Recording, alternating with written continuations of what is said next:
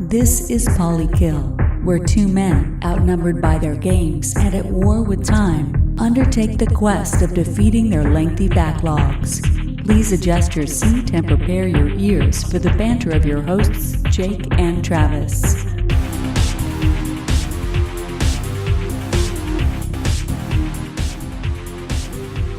Hello once again, everybody, and welcome to an all-new episode of the Polykill podcast. As always, we're here. I'm Travis, and sitting across from Brizalicious. That's right. To the disappointment of Polykill fans everywhere, Jake is still not here. It is crazy how our downloads were down 40% just because he wasn't here. He carries the show. He's the baritone wonder. Yeah. Or he does most of the listening to the show as well, and he hasn't had time to listen since he's been gone. Well, hopefully you guys can recover during next episode when I'm not here anymore. Hey, we'll bring you back. But yeah, so that's Briz. Briz, you went on a bit of a trip. You and Jake. Jake's been in Texas, and you went down to Florida. And I was just here in Virginia by myself, wondering if there was going to be a future to this show. Yep. Everybody had left me. But how was your trip? It was good. We went to Disney World, and my family is a Disney family. We go like once or twice a year. But this trip was special. It was so my middle son, 7 years old, could go play in a 3v3 soccer tournament, and they won the whole damn thing. Was it like two friends of his from here as well? Like yes. These are his buddies? Yeah, these are kids that he plays soccer, like rec soccer with around here. They got 4 kids from the local team together to go do this 3-on-3 tournament. So he's already one of the best kids here. Obviously, he was handpicked to go to a tournament in Florida. Well, it was, I think you just like registered and paid. If your family could afford to go. Yeah, I don't know that there were like invitations to this thing. That's still cool though, man. He'll never forget that. That's great. Yeah, he got like a nice big trophy, and they did a whole little ceremony where they get up on stage and announce the team name, and everybody cheers for him and stuff. So, well, that's good. So that was your 25th trip to Disney, and it was special. Yep. Well, that's good. Good to hear. If you're new to the show, we talk mainly about beating video games, or at least I do. The other guys on the show talk about whatever, Overwatch and Fallout, Hearthstone, and other bullshit. But I talk about beating the games, the reason the show was invented in the first place. Also, I have another YouTube channel called Nest Friend. I release some stuff there. It's all NES games. It's all that stuff. There's a new video every Wednesday until I stop doing it, and when I get burnt out, which could be soon, who knows. Yeah, so far, so good. Those videos have great music. Yes. Brian, you did make all the music. And it is very enjoyable. I really like a lot of those tracks. I try to get as many in as I can. All right, so Jake is still down in Tall Mexico, which is what I'm calling Texas now, real Tall Mexico. It's like Mexico's hat. Yeah, that's probably the one I would have gone with. Yeah, whatever. It works. And he has sent us, communication with Jake has been sparse, to say the least. He's very busy down there, but he's also in a very remote part of Texas. In fact, he sent me a Snapchat when he got phone signal the other day of a tumbleweed. No lie, just a tumbleweed blowing down through the desert, just to give me an idea of how remote he was. I always thought that was a cartoon thing. I didn't realize tumbleweeds really just run around. But he caught a glimpse of one, and he sent us a few transmissions here, and we'll try to we'll go through and tell you what Jake's time has been like. He sent one message that told me, he says, a local woman informed me, this is Jake speaking, a local woman informed me that John F. Kennedy Jr. is alive, despite the government having shot down his plane. He has assumed the alias, quote-unquote, Q, and is currently hiding in the White House, broadcasting, quote-unquote, deep state secrets to keep the public informed. And she also said that I looked like Bradley Cooper. Well, she can be trusted. Yes. She was pretty. I was with her up until the Bradley Cooper. I'll say that. Oh, yeah. I just don't see it. No, I hear you. Jake's way more handsome. Oh, nice recovery. Yeah, that's a real friend right there. Now, well, he sent you a couple messages too. The first one I got, he said, I have learned that the DoD is testing directed high heat laser beams in California, and this is the cause for at least 140 of the 160 wildfires currently burning in that state. Wow. What kind of people is he hanging out with down there, giving him all these Illuminati conspiracy theories? I don't know, but I kind of want whatever he's drinking. It sounds pretty fun. Is it sarsaparilla? It's got to be. You got to wonder. He also sent me one the other day. He says, today I had to shoo away a group of wild boars from the locked iron gate that leads to the research facility. They looked at me as if they didn't care about my Oscar-nominated performance in Silver Linings Playbook and A Star is Born, and just kept grunting and grazing. So he's really, he likes the fact that this lady thinks he looked like Bradley Cooper, and he's been hanging on to that. Yeah, it sounds like he's taken to that persona, and he's just like living out some kind of movie star dream in Texas. I think, I mean, these are actual messages from Jake. We did not make this up. So yeah. I mean, straight from the horse's mouth, the horchacho. Straight from the horchacho's mouth, chacho.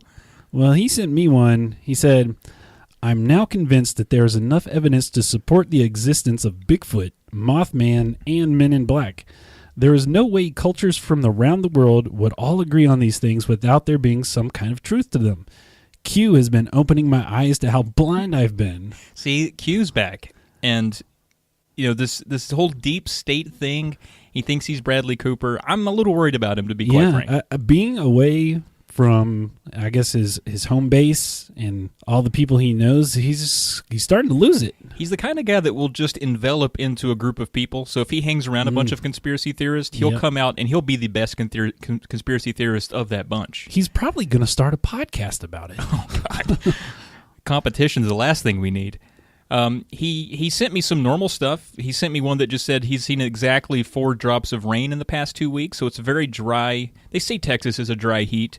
Of course, tumbleweeds. I don't know. Have you ever seen a wet tumbleweed? I just imagine they're all dry. Yeah, I don't think that exists. Actually, I think the reason tumbleweeds are always moving is they're running from the rain.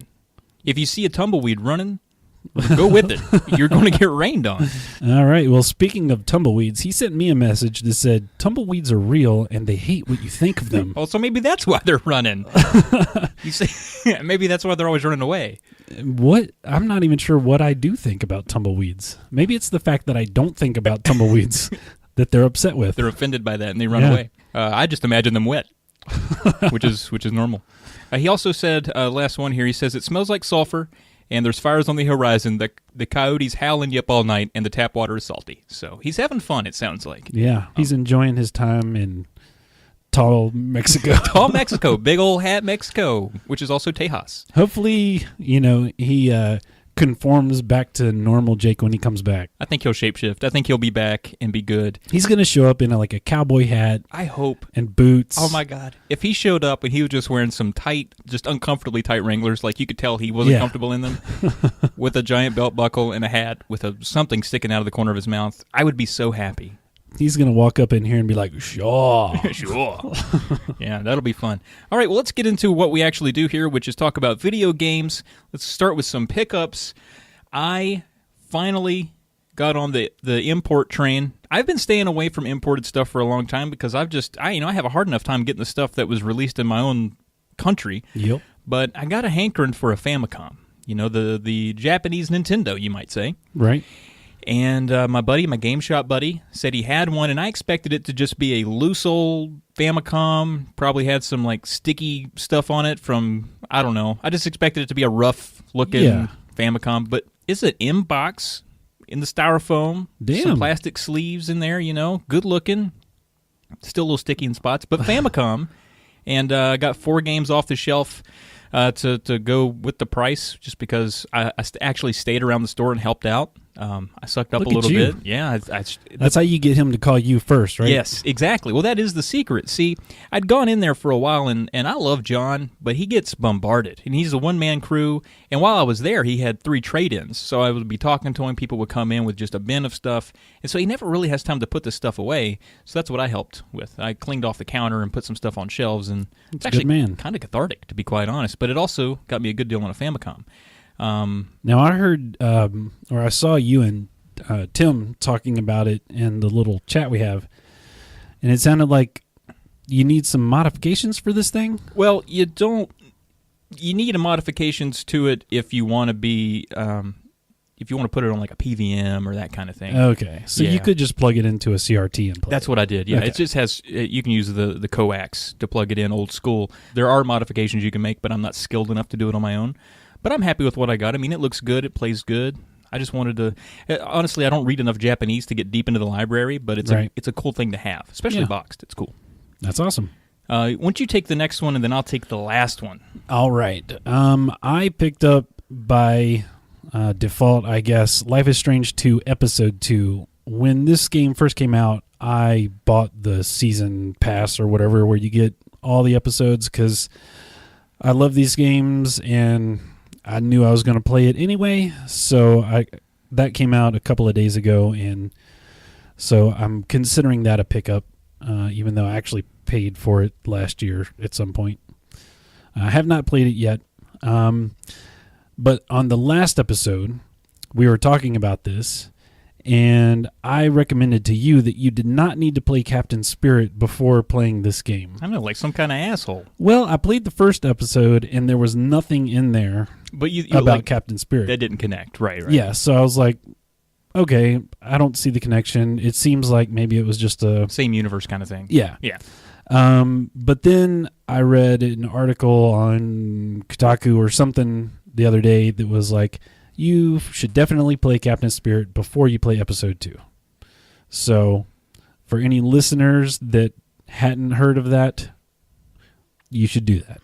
Right. Captain Spirit. Definitely get in on some of that Captain Spirit, which it was free, right? Yeah. Yeah, why not? Well, you should be playing it. And it's not very long. It's a couple hours, 2 or 3 hours maybe. Yeah. Worth free for sure. Yeah. Well, the one that we talked about last time, we talked about a big game coming out. It's big for us. We play a lot of horror games together, and it's sort of all we play together. We don't even consider playing anything else. There's never been a time where it's like you want to come over and play some Mario. Never a time. We have played Tomb Raider. Which was creepy. There were some creepy parts of that game. That's true. A little creepy. I'm talking about old school Tomb Raider. The new Tomb Raiders they're not creepy, but the old ones kind of had this vibe about it. But anyway, Resident Evil 2, and I pre-order so infrequently that I had forgotten that I did it. And I'm pretty sure this was one of the pre-orders I got when Best Buy was doing something, or maybe somebody was, I don't know, it was Amazon was stopping their pre-order bonus deal. Remember that? Right, yeah. And so everybody went in and tried to pre-order as many things as they could think of to get the deal. I think it was when I did that, so it was a while back. Mm-hmm. And I completely forgot about it. And I talked to you. I was like, "Are you getting Resident Evil 2, or should I get it, or which house or which system should we get it on?" And then like the next day, I got an email that was like, "Coming to your house is this Resident Evil 2 game you ordered." And I was like, "Oh my god!" Like Merry Christmas to myself. Yeah, it's like finding $10 in an old coat. It's even better than that. It's like finding a brand new Resident Evil 2 remake in your pocket. True. So we even right now this podcast, we're going to be talking fast because we plan to play it, dig into it right after. We got it downloading, installing, updating right now, so it'll be ready to go when we're done. So thanks for joining us on this episode. We'll see you next week. And peace. All right, so on the radar, January 29th through February 10, the next episode cycle, and maybe Jake will be back by the time February 10 rolls around. Who knows? Could be a different man by then. Sounds like he's changing. Right. Really nothing on my radar, but I do know a lot of people would be interested in the Kingdom Hearts 3 that does come out on PS4 and Xbox One tomorrow, as in Tuesday, January 29th. I've never played a Kingdom Hearts game, and I've never really had a desire to play a Kingdom Hearts game. However, my kids do love Disney, and they seem to be at like the perfect age for this kind of game. Right. So I might look into it. Yeah, they have. I just watched the recent Angry Video Game Nerd episode where he talks about how confusing the chronology is. Yeah. And it's really funny because, I mean, it gets ridiculous, like the naming and number scheme. But there is a couple collections that sort of water it down for you and give you what you need. So look into that. I know it's on PS4 for sure. I know. Like if I were to buy this for my kids to play, they wouldn't care a bit about the story. True. They just want to play with Buzz Lightyear and whatever. That's a good point. So maybe get them the most accessible version on an old DS or something. Or I don't even know what it's out on, but yeah. Good also, call. like all they play right now is like Kindle games, like Roblox and crap like that. What? So it'd be nice to. That sounds like child abuse. Is that child abuse? Well, that's what I'm Give these kids some games to play. Maybe I should give them Kingdom Hearts just so they have like a decent quality game to play. Yeah, I hear you. All right, so on the radar for me, I looked at the list of games coming out because there was nothing on my radar before I started looking into what we were going to talk about tonight. Right, of course. It happens to me every time. So I was looking at what's on the list, and I was a bunch of like, nah, and then I saw this game I hadn't heard of before called The Occupation. So I Googled it, and it actually looks pretty cool. It's coming out on PS4, Xbox One, and PC on February 5th. It you play as a reporter in like England in 1987 or something like that, and there's some sort of explosion that kills people, and you're supposed to investigate it. But it's a fixed time game, is what they call it. So things happen whether you're there or not. So you kind of have to manage your time and like where you go and what you investigate, because you might miss something else somewhere. This sounds like Night Trap all over again. There's going to be people breaking through windows, stealing women right out of the house, and I'm not going to know. But it, like, if you go watch the trailer, the character models look a little last gen, but the overall vibe of the game looks really cool. So I might be checking that one out. It sounds to me like it might be something that's short, because it sounds like it has a lot of high replayability. Yeah. Or like maybe even necessary replayability. Yeah. So I thought that was cool. You think it's a couch co-op ordeal? Could be. Yeah. It seems like there's lots of puzzles and decisions to make, so that might be cool. Nice. Well, thanks for sharing that. I didn't know anything about that. What did we do last time? Previously on Polykill, Jake is away on business for a full month and leaves Trav to fend for himself, so Briz takes a break from pissing in cars to once again join the podcast. Briz finished Red Dead, and he and Trav completed a way out together. Briz and Diddles, the best rap duo on either side of any river, is featured as the topic of discussion. And we are back, of course. Briz taking a break from pissing in cars, which harkens back, if you're wondering, to an episode of Off Kilter that Brian was on. I believe it was 15, and you should go there and check that out if you want to know more about what that's even about. Yeah. But you finished off Red Dead, we completed a way out together, and then we shared what we believe is maybe our future and our ticket to fame, Briz and Diddles. Yeah, and I hope your listeners were kind of cool with all that. I know it's not your typical sort of things you talk about on this podcast, but it was fun to talk about, and it was fun to make those songs. So hopefully somebody somewhere enjoyed it. I mean, as a Sunday school podcast, it was a little different. But no, I think it was good. Not a lot of people remarked about it, but they might have just been intimidated by how awesome it was. Yeah. You know?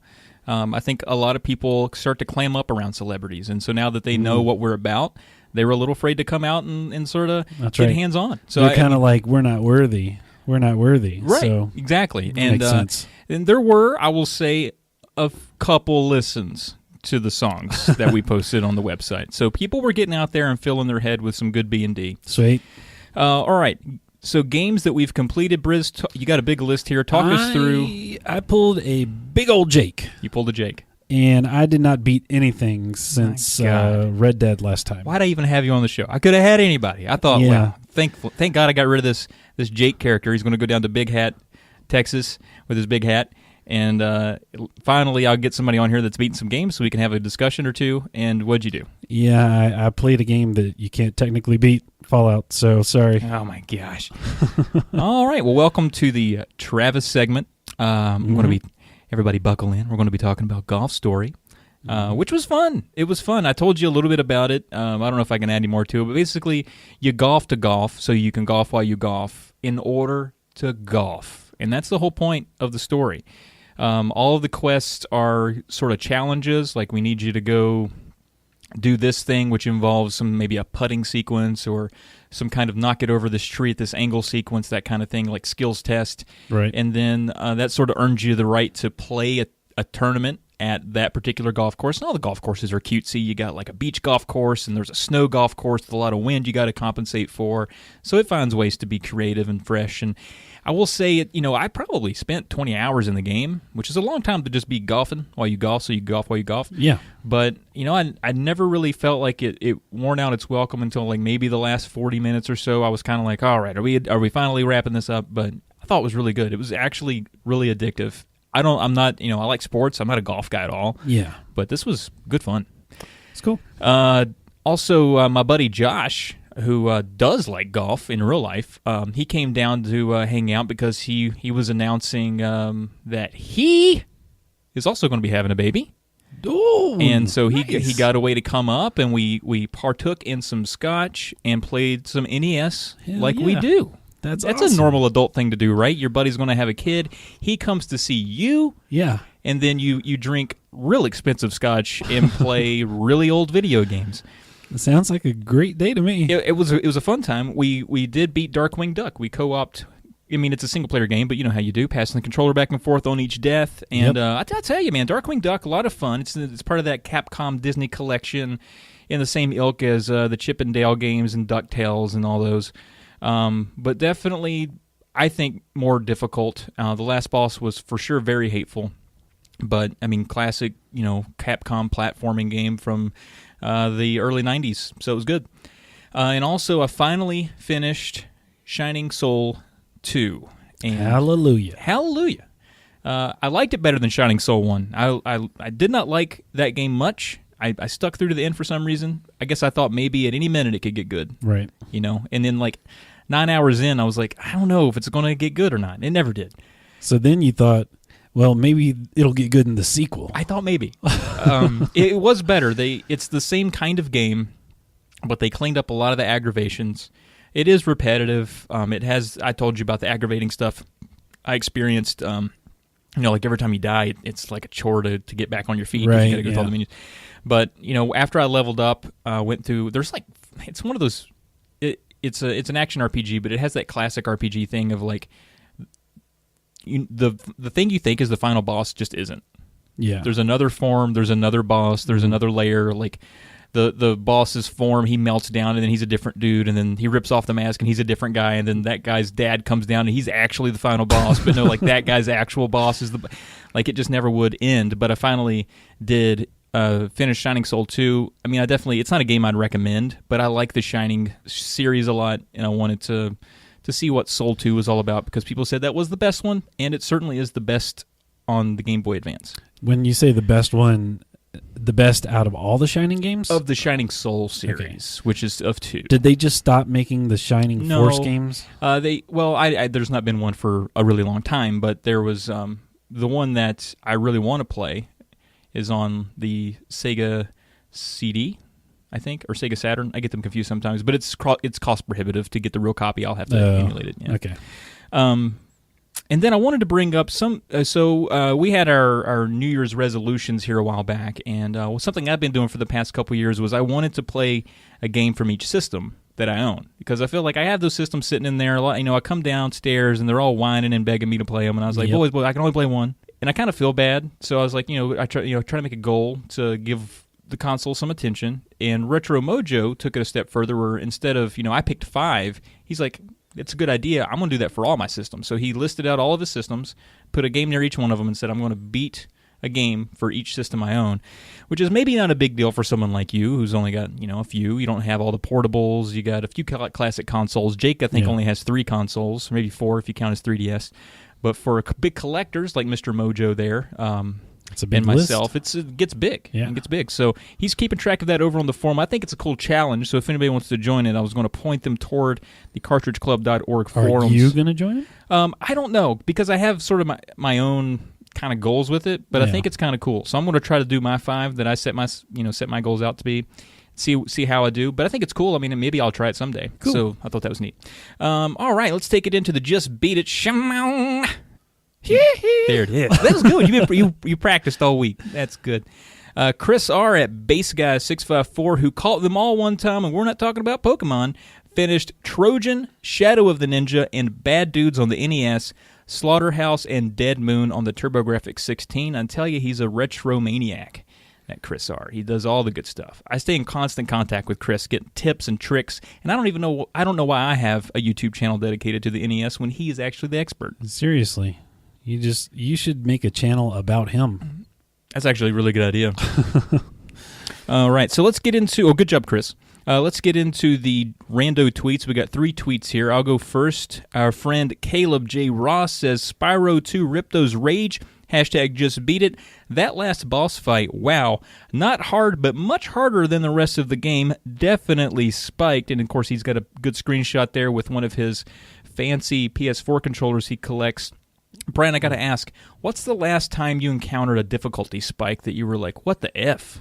Oh, Jesus. Well, this was a long time ago. Take me back. I play a lot of modern games that it's not really hard to beat them, because you can have checkpoints and whatever. So this is a retro game that I played a few years back, Chrono Trigger. Yeah. Apparently you can go fight the end boss before you're ready to. You can fuck it right up. Yes, and sir. I had no idea. Yep. So I didn't know the proper method to like get to him the right way, so I just went when I thought I was supposed to, and I got my ass destroyed. And I stopped playing the game because I didn't know what to do. That's a real thing with Chrono Trigger. Like I played that last year, and I never knew what year to be in and who to fight where. If it wasn't for just constantly using a walkthrough to refer to, yeah, same thing. I feel like up to that point, it was all manageable. You know, Yeah. you're just walking around the maps, smacking stuff, and it's all good. But then you can actually do the same thing with Demon's Crest, a game that's in the Gargoyle's Quest lineage. There, it's on the Super Nintendo. I played it a couple years ago. I really wanted that game because it's so beautiful and it's kind of metal, like it's dragons and heavy and fire. But one thing it does that it unlocks the ability for you to fight the last boss pretty early in the game, like after an hour. But it's so prominent on the screen when it happens, like on the map, that you think that's the place you should go. But really, it's telling you like this is the place you want to work up to go. Right. So you don't even look anywhere else. You just keep trying this one thing, and you can actually beat it and get a bad ending. It's like, oh, you loser, you didn't get all the stones or something before you beat me. So, yeah, that's kind of an asshole thing to do. Yeah, I agree. I like in games like Breath of the Wild where they're like, see that really dangerous looking castle over there? Don't go there yet. Yeah, not yet. Not yet. All right. So, next up we have Ryan at Cap Maximum says, 2 beats in 1 day. Just finished Earthbound on the right. Went on to beat Darius Twins on the left regarding the picture that he posted. Good games. Just beat it. Nice, yes. And I got to ask you, Brian, what's the last time you beat it twice in 1 day? Beating video games in 1 day. Probably never. Really? I don't think I've ever beat 2 games in 1 day. I have a few times, usually older games. Yeah, the ones that take you like half an hour to 2 hours to beat. Yeah, that, or sometimes I'll be really close to the end of one game, and I'll beat it. Oh, kind of like what he did here. He was close to the end of Earthbound, and then followed up with a shorter game, Yeah, I don't think I have ever. Man, that's crazy. I know. I'm going to have to do that one day. I'm It's fun. I need like an achievement unlock for doing that. I got to tell you, I usually sleep better after 2 good beats. I will say that. All right, our last one here, another Ryan, Rocket Sauce, @is Rocket Sauce. P for Power Blade, # just beat it. Didn't know if I would be able to beat that final boss's second form. Then I discovered I had an item that can refill my health. No manual. Slashy face. Anyways, great tunes and gameplay. Bring on the next game in my CCABC as I continue my quest through the NES. And so what Ryan is doing here, similar to what Retro Mojo's doing, Ryan is trying to beat a different NES game for every letter of the alphabet this year. Okay. And so he did P for Power Blade. One of my favorites. Had Ryan known that he could refill his health, he might have enjoyed that game a lot more. It sounds like one of those situations where you like find the potion or whatever, and you just keep it tucked away for, there's going to be a point where I'm going to need this, and you never ever use it, and then you just forget about it. Can you imagine what your Skyrim character would look like if it would show how many potions you're carrying on him as he's walking around? It'd just be like glass everywhere, just clinking. Yeah, he'd be like just a giant, wagon in the West. I actually like that tweet because a similar thing happened to me playing Final Fantasy II, in that I didn't know that you could heal your whole party at once. So what I was doing, and I made it to the final boss not knowing this. Dude. I was trying to heal one person at a time, and it's a weird button combination. You have to use the Super Nintendo has L and R buttons, but what uses it besides Contra and the top-down thing? And very few games utilize it. Yep. And I don't think Final Fantasy utilized it except for this one thing where you get to that menu and you hit the L and R buttons and it slides it over and it highlights all 3 characters. Oh. I had to learn that the hard way. It should be something obvious like cure and cure all. I know. That would have, and I think maybe from then on they started doing that, but all right. Alrighty. Caltech is making robots and shit. We at Caltech are starting to specialize in autonomous systems for agriculture problems. Some projects we've worked on in the past include assisting Virginia Tech in an international robotics competition in Abu Dhabi, consulting on an emergency medical software communication system used in emerging countries, and helping Travis beat Double Dragon 2. Hey, yay! There is no software development project too big or too small. Drop Cowtech a line at info@cowden.tech if you're interested in working together or curious to learn more. That is info@cowden.tech. And thank you, Caltech, even though you never listen. Hey guys, if you like what you're hearing so far, and we can only hope that you do, you can find everything we do posted a couple weeks late over at polykill.com. You can also search Polykill Podcast on Facebook, Twitter, and YouTube to find us there. Reach out to us on the forums, please. We'd love to hear from you. Cartridgeclub.org. The games of the month, the month is wrapping up, but the games for the month, for the remainder of January, are Shantae, Half Genie Hero, and for the portable is the Game Boy Color Shantae, which I hear you might want to emulate. It's very expensive. That's a whole lot of Shantae. Shantae. It's probably the last time I'm going to get to do it. Let me do it one more time. Shantae. Everybody's welcome. All right. Drop us a line. Ask us a question. Share an idea at polykillpodcast@gmail.com. You know, Brian, no one ever emails us. So, guys, just literally drop us a line. I don't know what that means, but go to that email address. Yeah. And do what you think dropping a line is and send it to us. Next time you're thinking of like that next clever tweet you should send out, just put it in an email to Polykill instead. So I can use it. Yeah. Yeah. Only one person has ever sent us an email, and it was somebody that I don't recognize from Twitter, and it was about an episode a long time ago, and they accused Jake of virtue signaling in an episode. Oh, shit. And I didn't know what that means, and I was jealous. I was like, why does Jake get all the compliments? I was probably trying to virtue signal, whatever that is. Yeah. So really, get in there and send us something nice. Please rate us on iTunes or whatever service you use. And then back to the ground game. So what I found out, Briz, last time we had everybody get their friends involved, we said that might double, because our goal was to double. And we said if everybody told a friend to listen, that would double it. Well, without Jake, everything here's tanked. I mean, the studio is currently on fire. I'm not wearing any shoes. Like, it's a mess. Yeah, they probably told their friend, hey, I know this great podcast, but one of the cool hosts is gone, and so now it's kind of shit, so don't listen to it. I know. Like, we got this fucking car pisser on here, and we don't like him. No. Never going to live that down. I think it's amazing, actually. It's like your Ozzy Osbourne biting a head off a bat. That's true. It's pretty cool. But no, what we need to do, guys, and I was thinking about this now, Briz, where do you get your hair cut? Typically sports clips. Sports clips. They line you up in front of the sports center and cut away. See, now Jake and I, we cut our own hair because we don't trust barbers. It's something that's been instilled in us for a long time. We know that they're kind of like, your Google devices. They're just stealing your information and they're ratting you out to the government. That's why they ask all those questions, huh? It is. But I think there are probably some good barbers out there. If you've known your barber for a while, especially, I find that going to get my hair cut in places like that is awkward. It's a lot of conversation I don't care about, So maybe what you need to do is just bring up the podcast first thing. Like, hey, do you listen to podcasts? I do. I know I sure do. Mm-hmm. And then tell them about Polykill, and I think it'll smooth it over. It'll make it more comfortable for you, and they'll get something out of it too. You won't have to struggle to come up with what you should say next. You could just talk about Travis and Jake. I think it's genius, in fact. But no, seriously, I don't trust barbers. All right. So, Brian, take it away. What you been working on?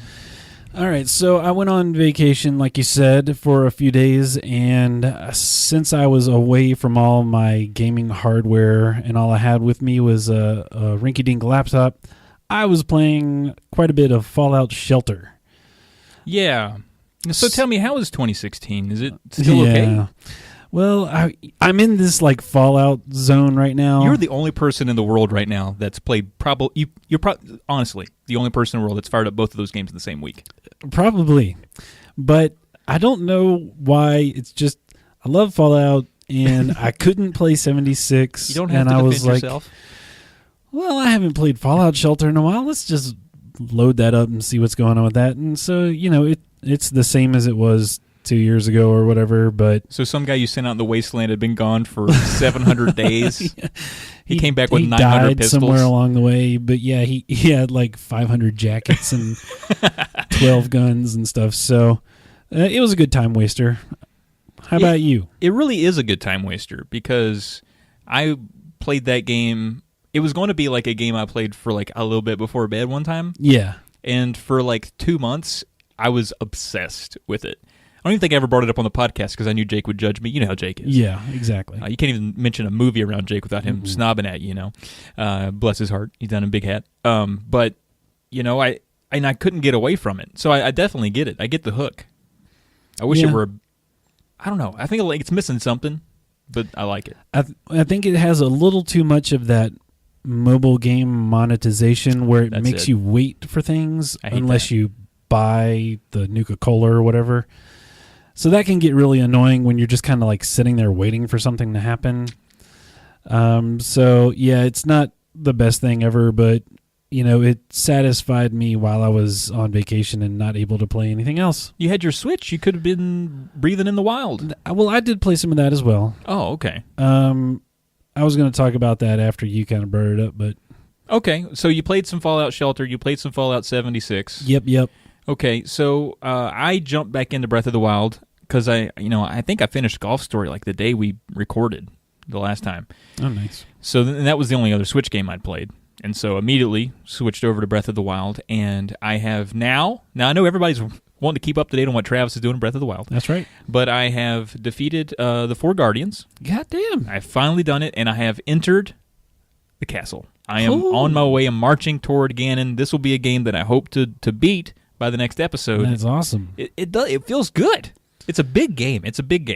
And I've spent probably 60 hours in it. I could spend so much more. There's so much of that map I look at, and there's no, I can zoom in and I see there's no Korok seed, there's no shrine that I found, and I know that's a part of the map I've not even really been to. And I'm like, kind of want to go over there and see what's up.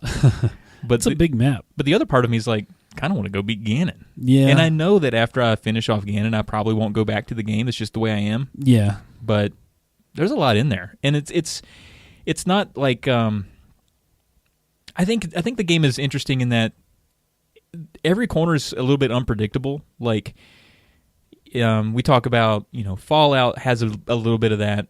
Well, I don't know I haven't played 76. I'm sure 76 has this too. But you turn a corner, it could be any kind of monster, any kind of dwelling, any kind of thing you can find that has a story to it. And this is like that too. Like you can. I think I've seen most of the enemies in the game, but I could turn a corner at any minute and see something I would have never expected. Yep. Red Dead's not like that. Those games that are grounded in reality aren't like that. But Breath of the Wild kind of has that, and it makes me really want to explore all of it. So this game doesn't really have levels. You just kind of power up your hearts and your stamina, right? Yeah. So how many hearts do you have? I would say it's hard to count them. I would say between 12 and 15. I have 4. Yeah, you got to get those. I don't remember how to get them. Oh, okay. Here's how you get you defeat a shrine. You get an orb. You get the spirit orb. You get 4 of those. Okay. Go into most towns, but I think the easiest one to find is in Kakariko. Okay. Yeah, I've been there. You go right to the center of the town. There's like a little pond, and there's a statue in front of it. Just walk up to that statue and pray to it. Okay. And you can pick either a heart or an extra stamina bar. That's one way to do it. The other way to do it is to defeat a guardian. They'll give you a heart. Damn. And then the other kind of currency in the game is if you get so many Korok seeds, you go talk to this. I don't even know where this guy shows up. It's kind of randomly, but he's this big fat thing. He looks like the Stay Puffed marshmallow guy. Okay. And you talk to him, give him some of your Korok seeds, and he'll give you extra spaces for weapons and stuff. Oh, damn! I need that. You need that. So those things are important. Is to always. When I go anywhere, I'm looking through that periscope trying to see anything orange. Because I want to go beat the shit out of it so I can get. It basically became Find Orange game for me for a long time, and that's how I got strong enough. Because I agree at the beginning of the game, I just got my ass kicked constantly. I was just fighting I had 3 hearts fighting with a limb, like a tree stick, and one hit and you're dead. Yeah. It takes a little bit, but that's what I liked about it so much. Is like I'm so powerful now, and in some aspects, like the castle is mean, but I bet.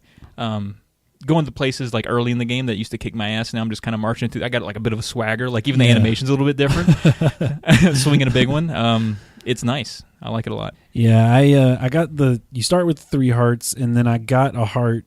I wanted to say it's like there's a little quest where you talk to this guy that turns out to be the king or whatever. Yeah. So it was like I got that from the quest, and then I went and started doing other stuff, and I forgot how that happened. So I have enough spirit orbs for another couple hearts or stamina things, vessels or whatever they call it. I would say I focused almost exclusively on hearts because you can always get or make potions to increase your stamina briefly. Okay. You could do the same thing for hearts, but there was never a time where I was like, man, wish I had so much more stamina as opposed to like, wish I had not died. Yeah. All right. Well, that was going to be my next question, so I'll do that. Yeah. Actually, to be honest with you, Brian, I'm a little surprised you like the game because it's not Fallout. It's not hyper realistic like most of your stuff. It's a little cartoony. Yeah. It's Nintendo. So, I mean, what's doing it for you? I think it is the big open world and sort of the freedom to go where you want. So I was kind of doing the same thing you did where I would just pull up the visor, whatever, and just try to find all the shrines, and then I would just try to figure out how to get to the shrines. Right, which is fun by itself. And the shrines are just like puzzles. Yeah. So those are cool. And some of them, if it's hard to get to them, they just take the puzzle out of the shrine and you just walk up and you're done. Like there's a few that if the shrine is hard to find, there's no puzzle in the shrine. Oh, okay. Yeah. Another thing I think is the combat feels a little. Combat isn't always the same. Like you can throw your bomb and try to blow them up, or you could wait till they're sleeping and sneak up on them and try to kill them, or you can use an explosive arrow to like start with, or you can sneak and try to get the guy that's on the perch so they don't notice you. So I appreciate that each combat encounter is a little bit different. Right. So I feel that's engaging, and then just like exploring and trying to find stuff like the little Korok dudes. Like I'll just be, going to get a mushroom or something, and then I'll see one of the little flowers for the Korok dudes, and so I'm like, okay, let me chase this guy. Right. So I feel like it's I like the exploration and just the little things you can find like that kind of keep that little breadcrumb going. And the fact that you can, and people have overstated this 1,000 times, relate to the game, but the fact that you can climb and go anywhere is really cool. Like, there's no place that, your stamina can really prohibit you, but if you can climb it, you can get to it, and that's really cool because you see a mountain and you're like, I don't want to go around that, so I'm not. That kind of thing. But yeah, it is. I didn't really notice that about the combat, but you're right. It's not so much like clicking VATS, and it's not just using your machine gun. And because you're so weak, you really do have to kind of come up with a plan when you approach a bunch of enemies at once, especially. I also like the little hang glider. It's fun. That makes getting around the map kind of fun sometimes. Yes, yeah. And it also, you can use it to get around some obstacles.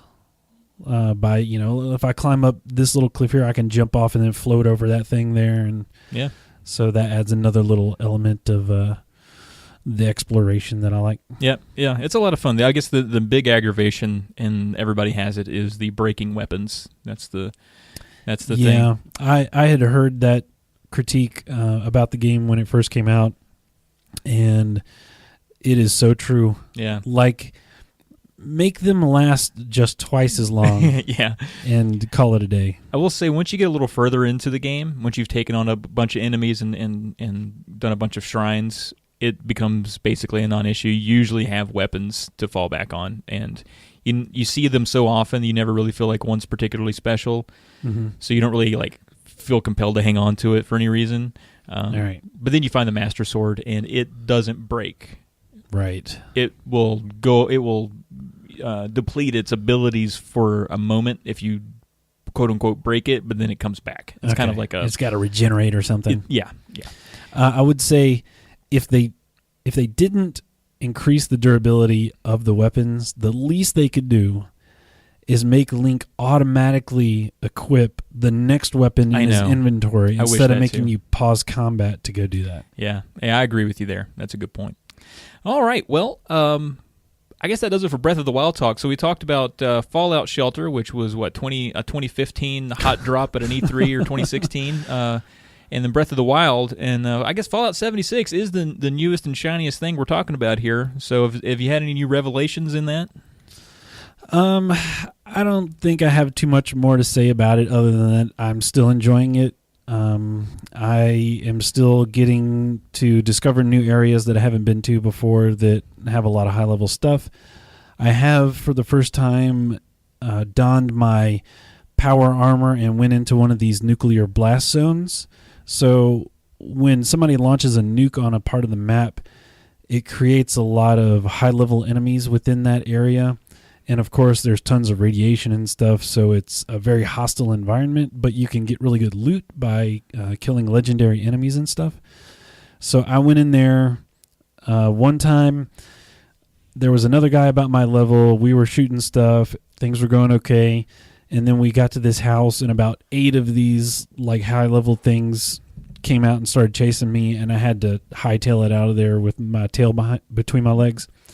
The second time I did it, the nuke was in a less hostile area, less high-level area, so the enemies were more my speed, and I was able to take out a bunch of legendary dudes and get a bunch of cool weapons and stuff. So I'm still enjoying it. I still hope to eventually find and kill Mothman and That'd be cool. Some of these other unique monsters that you don't always see. You'll like catch a glimpse of them and then they'll run away or something. So you should do some gameplay video for the channel. You should really sell us on it. I think a lot of people are down on it. Maybe they don't see what you're seeing. All right, maybe I'll do that. You should do it. By the way, I don't know if we talked about it. I think you just put it up, and I hadn't seen it yet. But the title menu video, pretty good. Pretty good. I appreciate that. Here's like the extremes of the responses I got. One person on YouTube, Caleb, he was like, "Great idea." Somebody on Reddit, "What a stupid idea." So you can always count on the Cartridge Club to be there for you. I recognize that the idea of ranking title menus is kind of an off-the-wall idea, but that's kind of why I liked it.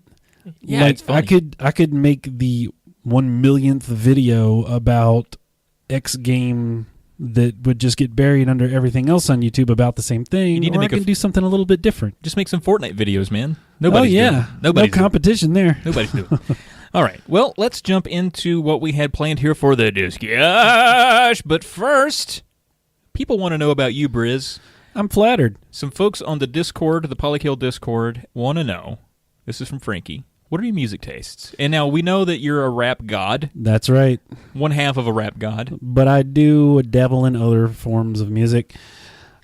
I am not like Jake. I don't have like a great sense of all these like different genres of music and like subgenres and stuff. I think he makes most of that up.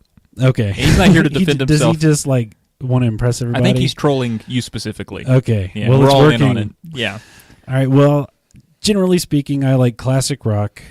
I like gangster rap. Which go together. I like some... I mean, you got Aerosmith and Run DMC, right? Yeah. There you go. There Perfect. you go. Perfect marriage. I like alternative rock, Smashing Pumpkins, Pearl Jam.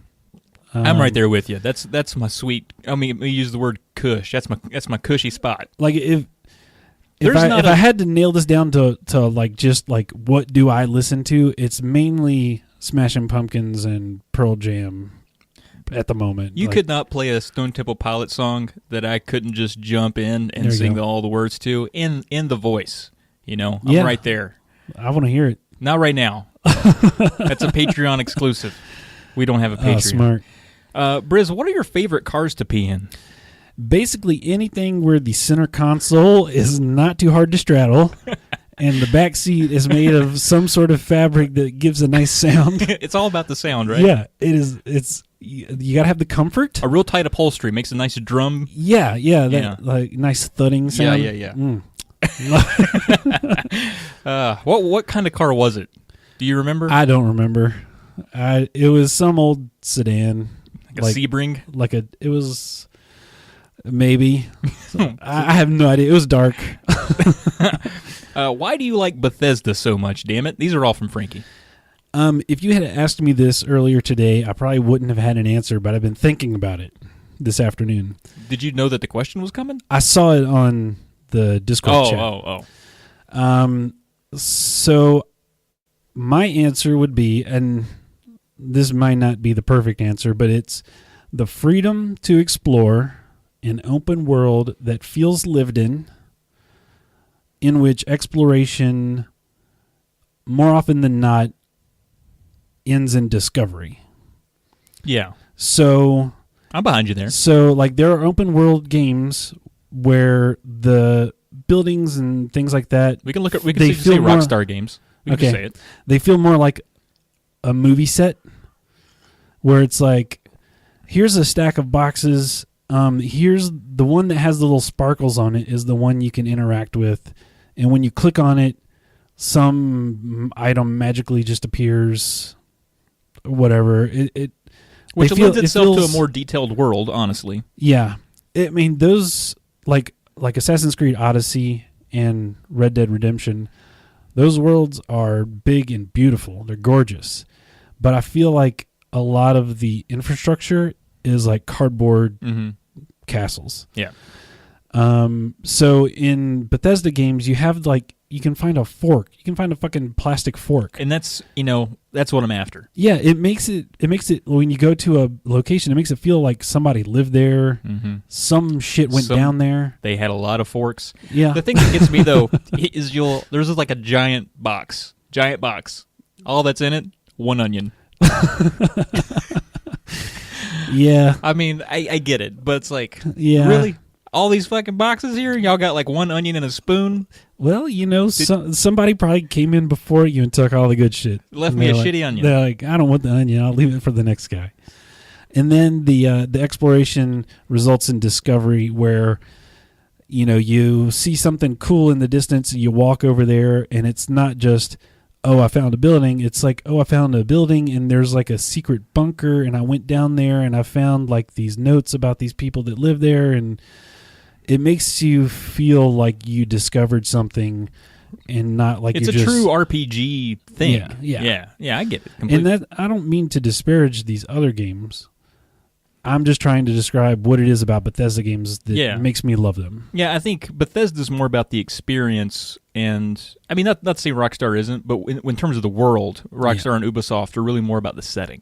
It would be great to see a world with like the depth of a Bethesda game with just the amazing graphics of a Red Dead. Would be great. Maybe one day.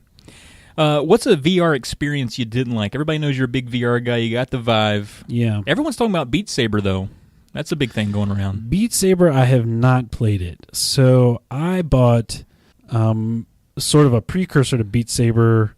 I can't even remember the fucking name of it, but it's Audio Shield or something, right? Audio Shield, yeah. It's like you're holding little magic shields in your hands and you punch these balls that...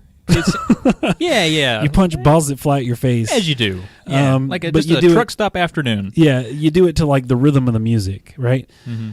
And that was really fun, and you played it. Yeah, I got sweaty. Yeah, it's a good little workout, and sometimes I would go downstairs and just do a few songs. Beat some balls. Yeah, just punch balls. Yeah. I kind of got to the point where I was tired of these experiences where it's like you just go in and you do one thing and it does that one thing really well, but there's no depth to it. Mm-hmm.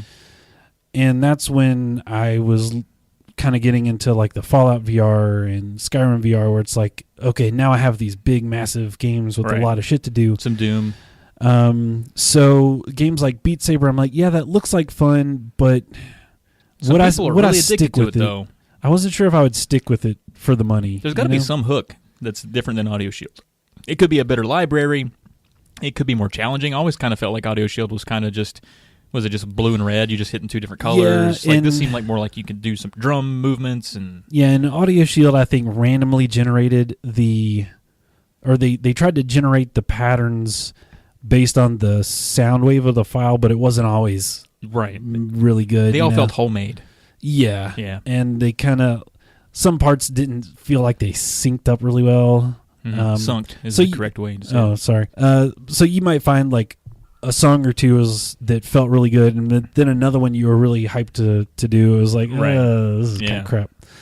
So I didn't answer that question at all. Yeah, I was kind of waiting for that answer, yeah. So you just say you don't like games that are... I've been very picky with what games I buy on VR because I spent so much money on VR. I didn't want to just like buy everything that came out because I was already kind of broke. You got mouths to feed. So I can't say that I have really disliked anything that I bought. there's been several things like freebies that I downloaded that I hated because they did like a VR no-no, like moving the camera Don't do it. independently of your head. Like I played this one game, it was like a Tron light bike game. You know what that is? I know what Tron and I know what a light bike is. So you're riding the light bike and there's another You're Jeff Bridges. another person driving the bike, and you like try to like steer in front of them and make them hit your little You're basically the laser bad snake shield. in Yeah, Snake. yeah. But what happened was when you turned in that game, it would lean your camera like 45 degrees to the side, even though you're not moving your head. So basically it just looked like the whole world shifted 45 degrees. So that shit would make me sick real quick. Yeah. So stuff like that I didn't like, but I can't really say there's any like big games that I've actually bought. So truthfully, the shittier unknown ones are just the bad ones that you don't like, the ones that didn't get it quite right. Yeah, and there are some that I liked that I just got over. Gotcha. Moving on, what's it like sharing a PS4? Are there custody fights? So for those of you that don't know, Brian and I do share a PS4. It's been in my place for a long time, actually. Yeah. But I think it's been going well. We typically, you'll give me a heads up like, hey, I want to play this game that's coming out, and then I'll pack it up and send it back over. The big game I played for a long time was Persona 5, and then you wanted to play God of War, and I was like, I haven't beat Persona 5. I'm kind of burnt out on it. Just go ahead and take it. Yeah. Get God of War down you. You played Spider-Man. When you got done, you gave it to me. I played Spider-Man. So it's been kind of harmonious. There's never really been a time where it's like, damn, we wanted it at the same time kind of thing. Yeah, I think both of us are fairly patient with our games. So I certainly am, yeah. Like, you've been kind of done with PD, the PS4, for a couple months. Yeah. And I'm just like, well, I'll let you know if I feel like playing it. Right. There's just, I've had so many other things to play between my Xbox, Switch, and PC that there's not a real need to have them around all the time. Just waiting for those exclusives, really. Yeah, pretty much. Because we get mainly anything that's non-exclusive, we'll probably get on the Xbox. Mm-hmm. And then if it's a good exclusive, we'll get it on the PS4 and swap it around. Yeah, so joint custody is smooth sailing, I'd say. It is. It's good, I would say. All right, let's wrap the show up with a discussion about cold-ass games. Brian, it's been cold out. So you went to Florida, and you remarked that I saw a tweet. You were down in Orlando, and we all know Florida's supposed to be hot. I was in Orlando one time, and it was maybe the hottest experience I've ever had. So, yeah. But you said it was cold there. Yeah, we checked the weather before we left, and it looked like it was going to be mostly in the 70s. There might be a day when it was in the 60s. So I'm like, I'll bring jeans and a jacket and some T-shirts, and that'll probably be good enough. But it got down into the 30s Stupid. On one day. And everybody but you in Florida died, by the way. And we had to be at this soccer tournament at like 8 o'clock in the morning. So the sun hasn't had time to come up and warm everything up, and it's all windy out on these soccer fields. So we had to buy some blankets and stuff while we were there just to make it through. But I heard it was even worse here. Yeah, I wanted to get to that. I was hoping you'd get done with Florida so we could talk about how fucking cold it was here. Yeah, cold. I mean, it's just stupid cold. But then I heard our friend Musty Hobbit over at the Second Breakfast YouTube channel, more active on Twitter these days as just regular old Musty Hobbit. He lives in lovely, flat as hell, corn-ridden Iowa, and he said the wind chill factor for tomorrow is negative 40. Now, I thought, I was like, come on. We're like, I know what latitude we're near. It's not negative 40 cold. Yeah. But evidently it gets cold in Iowa and other places. So I guess I'm happy that it was only a meager 29 degrees here. Yeah, we should stop complaining. I apparently. know, right? Negative 40. I don't even know how do people even, how does a civilization Wouldn't exist? your eyeballs freeze as soon as you walked outside? How do you make it through one fucking winter? Like, think about it. That place settled probably in the 1700s. Yeah. How the hell did they make it through one winter? I don't understand it. From my extensive knowledge of the Old West from playing Red Dead, they just had rinky-dink cabins. Yeah. And shacks. Yeah. That was it. I mean, how does an infant survive? I mean, I think about that. Has a little infant survive something like that in a rinky-dink shack? Yeah. How does your house not just put on a sweater, get up, and just fucking run south? Like, oh, there goes my house. It must have been too fucking cold. I don't know, man. Anyway, so speaking of all that, we want to talk about cold-ass games that just kind of make you feel cold, you know? Sometimes you kind of like it. I do. It's nice when it's cold out to play a cold game, and sometimes in the middle of the summer, if it's really hot, play a cold game, cool you down. So smart. One game that you and I played together, and I was thinking about this earlier too, and I'm full of tangents today because I have drank a lot of coffee in the last few minutes, is Colot. And I realized that I have never heard that word said. I don't think they say it in that game. And I've never heard anyone else say it, but I found that everyone pronounces that the exact same way. People look at that word and they're like, that is Colot. That's pretty amazing. No one calls it Caholat or whatever else it could be. Everyone just kind of is like, that. Yeah, that's how you say that word. So I thought that was fun. But anyway, Colot is a game. It's sort of, I would say, it's what do you call that? What's the walking simulator? Yeah, that would be what most people would say. I think we had talked about maybe using first-person experience. Okay. Yeah, so and that's essentially what it is. You walk around looking for clues about what this mystery is or sort of what happened at this particular site. And it's based on, the reason I got interested in this game at all was because I heard about this incident called, I don't know what the incident's called actually, but it was the thing that took place at the Dyatlov Pass in somewhere near Russia or the Soviet Union in the 50s. A bunch of scientists run an expedition. It was really cold. It was very snowy. They knew all that, but I don't know if they were caught in a snowstorm or something, but what turned out when their bodies were found, none of them survived. There were some suspicious circumstances too. A lot of them were unclothed, several feet from their tents. Like it looked like they had run from something. Yeah. Some of their tongues were missing, and so people think, was there something supernatural? Was there a big Yeti? Did Vladimir Putin chase them all down? Like nobody really knows. Was it a werewolf? Yeah. And so it's a real mystery. It's a true mystery. And then they sort of took that story and applied it to a game and sort of made a creepy, snowy game. Yeah, I would say that the game doesn't incorporate those events as much as I would have liked it to. I agree. The synopsis of the game is you are there trying to find somebody who is investigating the disappearance of these people. So you're all alone in the middle of snowy Russia, and the wind is howling, and it's nothing but snow and rocks everywhere, and the sound of wind. Yeah, and it's very quiet. There are times when there's like big heavy snowfall. Mm-hmm. Yeah, there's no NPCs or anything around to like talk to or break the silence or anything. So you're mainly walking through snow and it's very these lonely mountain passes with just this howling wind, and it does feel really cold. It feels cold. And one thing about the game that I think is amazing, and it makes me think of Gone Home, is that it's an experience that truly has hardly any horror or scary aspect legitimately to it other than the music.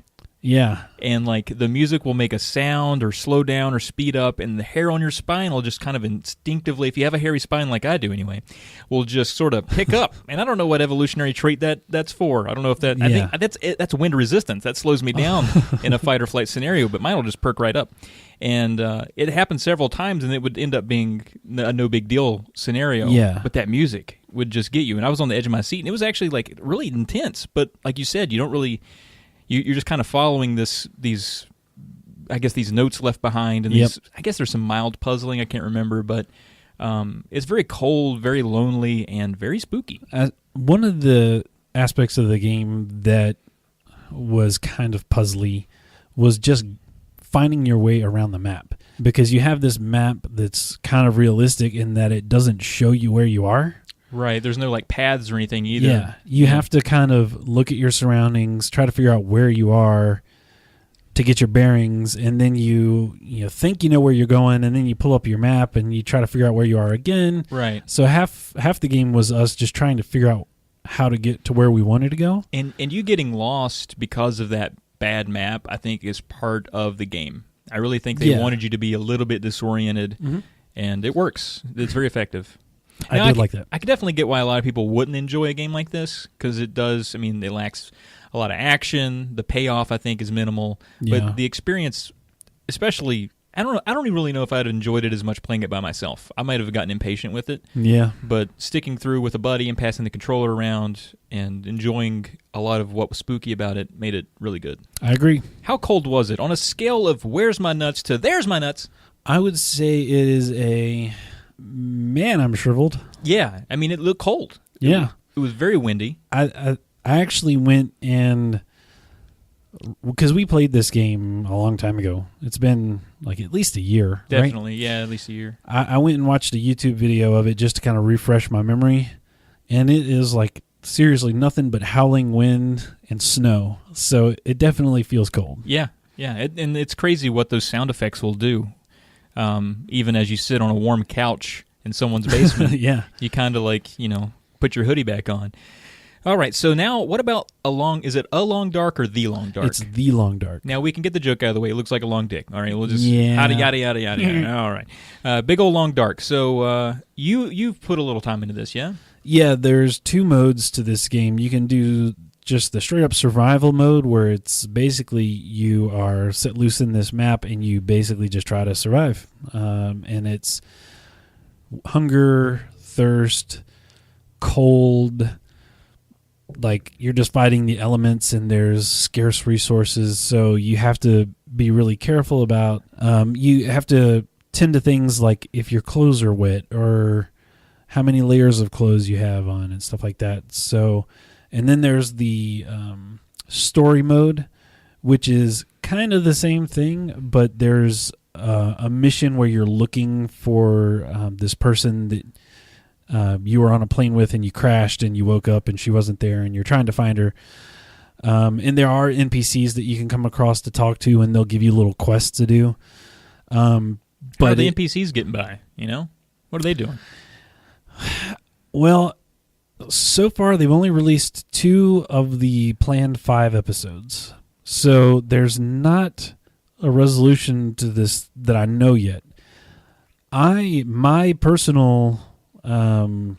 prediction, potential spoiler if I'm right, if you plan on playing the long dark story mode. I don't think it counts if you guess 5 years out. These episodes have been releasing pretty slow. I'm kind of thinking that this guy died in the plane crash and he's in a sort of purgatory. This is a regular old Matthew Fox Lost situation. Yeah, and I'm thinking these other people that are there are kind of in the same situation because... Evangeline Lilly, Sawyer, the whole gang. Yeah, they kind of have their own problems. So I'm calling it now. So when they finally release 5th episode in 2028, we'll have to listen to this and see if I was right. All right, well we will. We'll somehow mark the episode to know that we talked about this here. But to kind of get back on topic, it is. Yeah, it takes place in snowy Northland somewhere, and it's all like cold and. Yeah. Well, that was a good sentence. We are talking about cold games, Brian. Yeah. What I mean, is it windy? How deep is the snow? They have really good snow walking sound effects.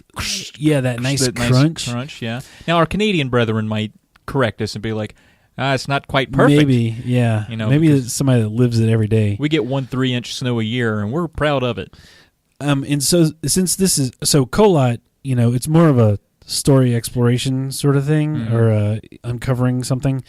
This one, since it is survival, your character will get cold and he'll act cold, so he'll shiver, and you can see his breath, and he'll actually like say things like, "Oh, I better find shelter soon," or something like that. Right. And his teeth will chatter and stuff. So no long dick on that guy. We can agree. No. No.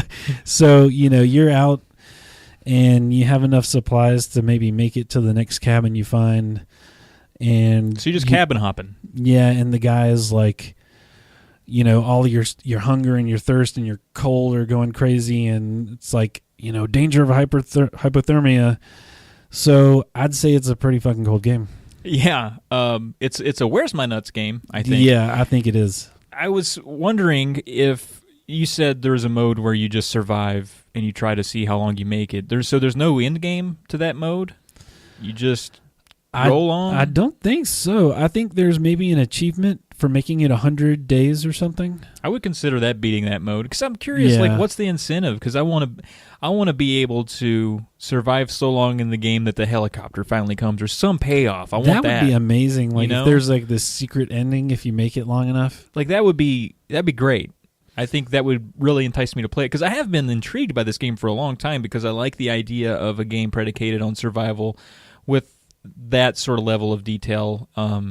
And there's been a ton of them out there. I think you and I played Rust for a little bit, and all those games, Daisy, all that. But this kind of had a neat feel to it in that there's something about the cold, eerie winter that's different. Yeah, in some of those other games, you're not just like making sure you have enough meat to eat, but you're surviving other people too, right? Which is fun, but it's not. It can also be really frustrating. Frustrating, yeah. So this is just you versus the environment. So it kind of has that regular old Bear Grylls, that solitary. Can you pee on your foot? I don't think so. Nah. I don't know. It's it's very quiet. There's not a lot of music to it, so it's just kind of hiking through the snow and making sure crunch. You don't die. I don't know. That seems pretty cool to me. Yeah. I'm sure like not everybody would like it, and I'm sure it would wear thin after a certain amount of time. But looking to see where these episodes go, maybe that can make it worth it. Yeah. The episodes are fairly long too. That I haven't done the survival mode at all. I've only done the episodes. Oh. And I'm estimating I've probably played like 30 hours or something. Really? Just in an episodic game? Yeah. What the Because it's mostly about surviving, right, and finding things that you need to survive. So, I might have plans to go to this area that this guy said I should go to.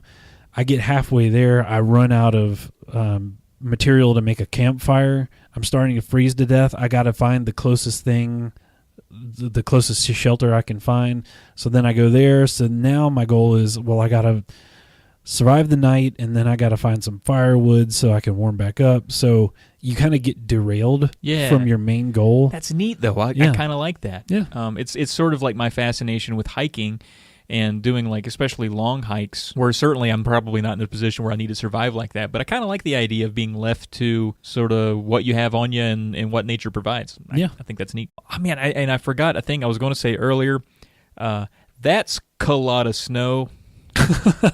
All right. Well, you're a little late on that one. No. I forgot all about it. All right. So the last three here everyone's pretty familiar with. We're going to kick it off with Skyrim. Brian, boy. You've played Skyrim.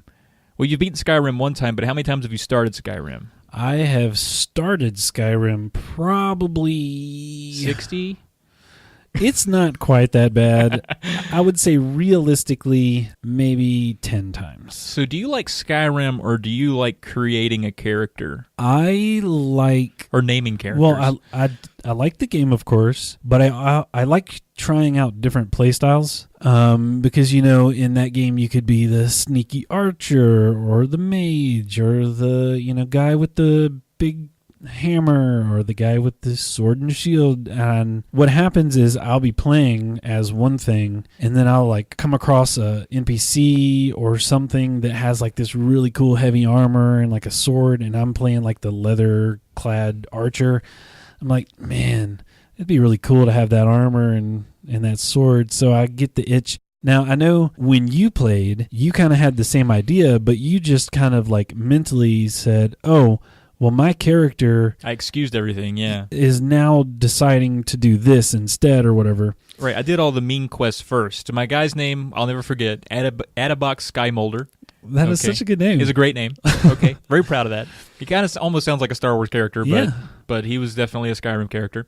And I did the Thieves Guild and the Dark Brotherhood right off the bat. Yeah. Because I was already a prisoner. Right. And even though I got saved, that didn't change me. I was still... You're a fugitive. Absolutely. And then I sort of melded into good. I do like the Fighters Guild or whatever the other guilds are, and eventually beat the game as a hero. Yeah. And so I had an arc so that I could do everything in the game in one playthrough and not feel like I was violating my character's credo. And that's very smart. I agree.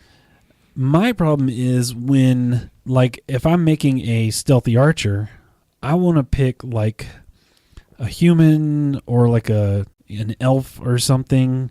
But if I'm making like a barbarian, I want to pick like a Nord or an orc. Mm-hmm. I kind of want my character to reflect the thing That's that I'm class trying to be. appropriation, and it seems racist. So and also like in my first character, I was basically a dual sword wielding dude. That's what you called that one? Well, it's not what I set out to be, but it's what I became. But then, say I want to start using the bow. Well, I'm really good at swords at this point. So when I shoot something with an arrow and it doesn't do any damage and it runs up in my face, well, I just switch back to swords and kill it. Right. So I have a hard time like making that transition with the same character. So I just start a new one. Now, did you beat the game just once? But you started it several times and experienced it. Yeah, I did. I beat the main quest line just once. So you started it, let's say, 25 times and beat it once. And my wife started it twice and beat it twice. So she's batting 1,000. And you're batting whatever that fraction from earlier was. Way worse than 1,000. But so how cold is this damn game? I think it is, on a scale of to where's my nuts to there's my nuts, I'd say it's There's a little bit of a nut. Yeah. I can see some nut. There's some nut there. Yeah, for sure. I think there are parts of the game that definitely are where's my nuts, like when you go up to High Hrothgar. Yeah. Or Winterhold, that area. Yeah, definitely Winterhold. It's like, holy shit, how do people live here? Like, it does feel colder. Again, it's like, is this Iowa? Exactly. And something that I did to kind of enhance the cold, when I played Skyrim VR, I was playing in my basement that is naturally kind of cooler than the rest of my house. And instead of, putting on a hoodie and sweatpants to play this game, I was wearing T-shirts and basketball shorts, and I turned on a fan. So I was getting like the cold air blowing on me. Right. So then, you're standing up at High Hrothgar, and in the game, the wind is blowing, right, and the snow's blowing, and then you'd feel like the gust of wind from the fan. But to your wife, it looks like you couldn't find your laundry. Yeah. She's looking at you like, what in the hell are you doing? Wearing my thong. Yeah. And my sports bra. Flailing around in our living room. But it really enhanced the experience, I think. It usually does. That is funny. I would say this game is certainly not as cold as The Long Dark. Yeah. Maybe as cold as Kolot. And I think parts. I think it's because your Skyrim character is never damaged by cold. Is that right? That's correct. And he never reacts to the cold. Never. Or he or she. You could take off all your armor and clothing and go up the mountain and nothing bad happens. Right. So that's why I think it's A Long Dark is still the coldest so far. Yeah, it makes you feel the cold with how your character reacts to it. Yeah. Would you say it's colder than Kolot? Skyrim? Mm-hmm. I would say no. Kolot's I think really because cold. Kolot is like all snow and ice, and well, I mean, there's some like and you're not really caves empowered in and stuff, Kolot. You feel like you're weak. Yeah, and probably chilly. And like your only base is like a rundown tent in the middle of nowhere. Right.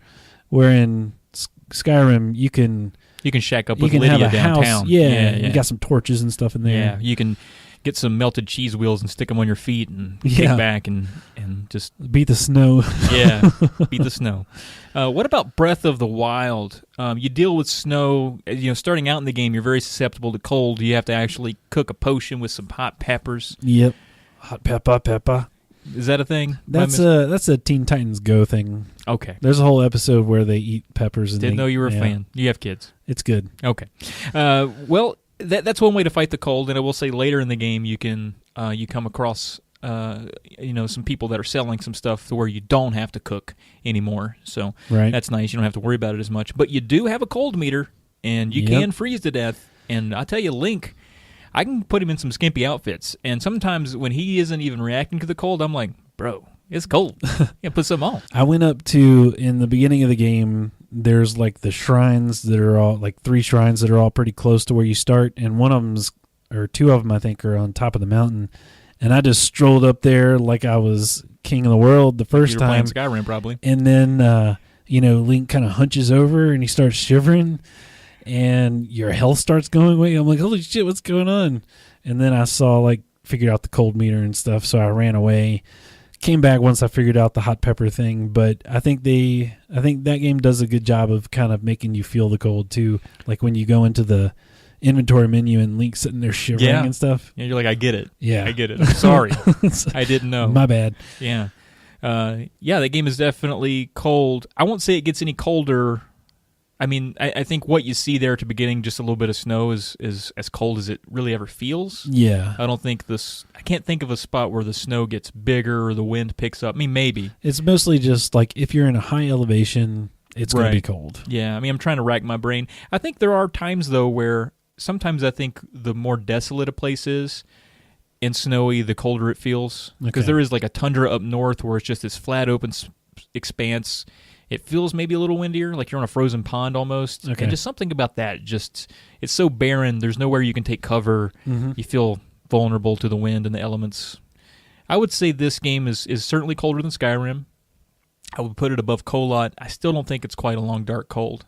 No, I don't think so either. I mean, how many hot peppers can you cook up in a long dark to beat the elements, you know?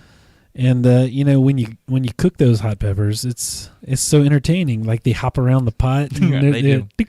They can't wait to get in you and warm you up. That's for sure. You can also shield surf down snowy mountains. Have you done shield surfing yet? I have not done this. I don't know how to do this. Do you drop your shield or something? Well, I don't know. So there's some guy you meet that tells you how to do it, but I don't know if you can do it before that. Okay. But essentially, you pull out your shield, you jump in the air. So you hold in one of the left triggers for shielding. It's literally the left trigger. You jump with Y, and then you push A, and he jumps on it. Okay. That's all you do. But I don't know if you can do that out of the gate. You might have to go talk to this guy who's down by a river. Yeah. So I'll try it next time, see if it works. Yeah, it's fun. It's actually really fun to do. If you're at the top of a mountain and gliding is always the funnest thing to do. It sounds like it might be the safest, too. I've seen some GIFs on Reddit of people trying to shield surf and ending badly. It can end badly, yes. Yes, indeed. So Breath of the Wild, we're saying pretty cold. We're saying it's not quite a long, dark cold, but colder than Skyrim. There's lots of warm areas in between the cold. True. Kind of. Yeah, there's definitely a very hot desert, in fact. All right, and that takes us into Red Dead, which sort of like Breath of the Wild just has some snowy parts of the map. Mm-hmm. It starts you out in several feet of snow. Yeah. It may be the deepest snow here. I don't know about a long dark. What would you say between the... Long dark does not have that sort of three-dimensional snow that Red Dead has. So there, you can see your footprints or whatever, but they're just kind of like shaders on the texture or whatever, and probably disappear after a little bit. Yeah. So yeah, Red Dead definitely takes the cake in terms of snow like physics. depth, and physics. The first time I could move in the game. So you start the game out, you're meeting people, they're kind of talking. I think you have to follow people on a path or whatever. Yeah. But the first time I could break away and do my own thing was right in front of this house where the first thing you do, I think, is you get in a shootout in front of this house. Mm-hmm. While my guy was like, all right, go get in position, first thing I did, traced a big dick in the snow. First thing I did. Can you imagine a heist where a guy, like, maybe he's OCD and he has to trace a dick? I'm like, wait a minute, Dutch. I just got to finish this off real quick. Got to finish off this dick. I took a screenshot and everything. I was so proud. I was like, and it was really just a showcase of, look at these. Finally, my tracks stay in a game. That's really cool. I don't know how long. I don't know if I should go back up that mountain and see if my dick's still there. But that would be really impressive. That would be impressive because that was several hours ago in the game. But there is a little more snow. You do have to go in high elevations. You move very slow, which kind of gives it the feel that you're really burned by this weather, which I think is very realistic. Something that I think the other games, aside from maybe a long dark, don't have. The rest of them, you're kind of fleet-footed in the snow. Yeah, and in Red Dead, there are negative effects to being cold, too, right? True. Yeah, you need to have the right apparel. Yeah, like if you're wearing warm enough clothes, I don't think it makes a difference. But if you're not, I think it eats away at your like stamina and health core or something like that. Mm-hmm. Yeah. I never really had those effects take hold of me. It feels like you really have to be out there a while before you start to feel it. Okay. But at least to me, maybe I wasn't in the coldest area. But I would say at its coldest, Red Dead, still not as bad as... I think you die faster for sure in Breath of the Wild. on the elements. Yeah, definitely. Like, you can't stay in the cold for like more than 5 minutes in Breath of the Wild. But I still think along dark, you're still too vulnerable, and I think it's colder. Yep. I think it's just the coldest game. And in Red Dead, you start in this big snowy area, but for me personally, I got warmer the further the game went on. I just kept going south. Kept going south. And Down there in I was in swamps. the swamps, yeah. Yeah, try to get away from the snow for sure.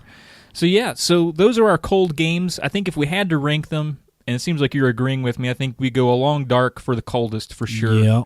Yeah. Breath of the Wild second, because of how fast you die when Yeah. you're not covered up. Serious effects of the cold. Red Dead for its snow physics, and it can still hurt you after some time. Yep. Then Kolot, because it feels the coldest even though you don't get damage from it. Yeah, I think mainly because other than... Actually, I might put Kolot above a Red Dead. Yeah, in Kolot, basically the entire game is the cold, snowy area. Whereas all these other games, it's like there's the cold area, but then you can find reprieve somewhere else. Sure. So I would bump it up for that reason. I agree. And then, of course, Skyrim, I guess, last. You take no damage from it. It's very snowy, very pretty, but yeah. And it feels cold at times. Mm-hmm. Just not as cold as these other games. I agree. All right, man. I like it. I think that does it for talking about cold games. I'm actually a little bit chilly in here now. Yeah, man. Let's go start a fire. Yeah. Actually, Or play some Resident Evil 2 is what we should do. That'll get real hot. We'll start hugging each other, get that body heat. All right. Yeah, I guess I signed up for that. All right, everybody. Well, stay warm out there. Follow us on at Polykill for the podcast. I'm at Trav Plays Games. I'm at Hokey Briz. And we'll catch you next time. Peace.